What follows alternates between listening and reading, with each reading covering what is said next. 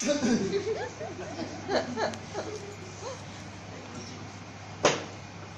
call this chair, I can't reduce the height.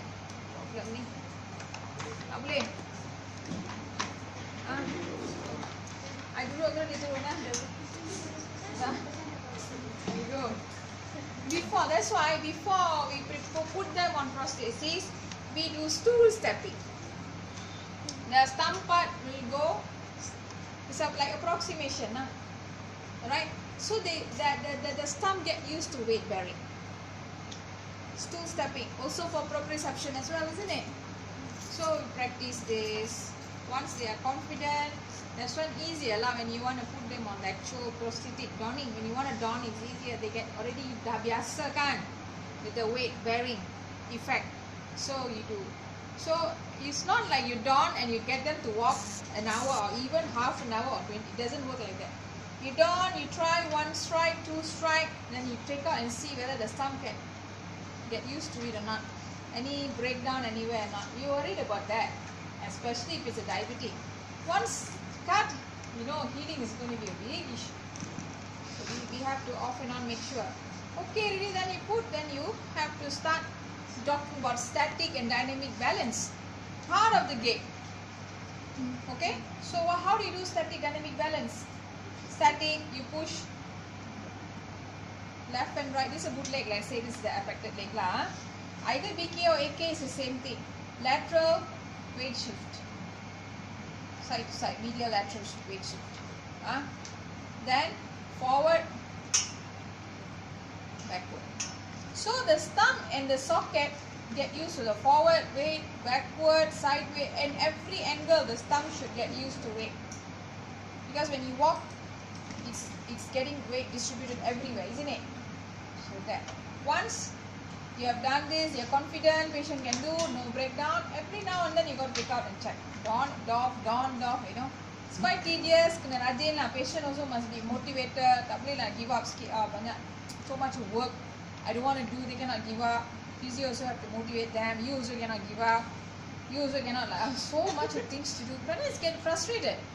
You put after 6 months of hard work, everything goes well. The moment you don in and walk, tengok ada satu blister kecil keluar. There goes. Tunggu lagi seminggu. So it's that frustrating sometimes. So weight shift left, and a lot of it is caretaker, whoever is with the person. Education not only to the patient, to the person who's going to take care also. If you're young, capable, independent, I just straight away teach you, you can get it, that's fine. But if the person cannot, elderly, tak berapa faham what you're saying, you need somebody, that person also you have to teach. Because that's the person who's going to take care. Okay, like what I've got in there, board there.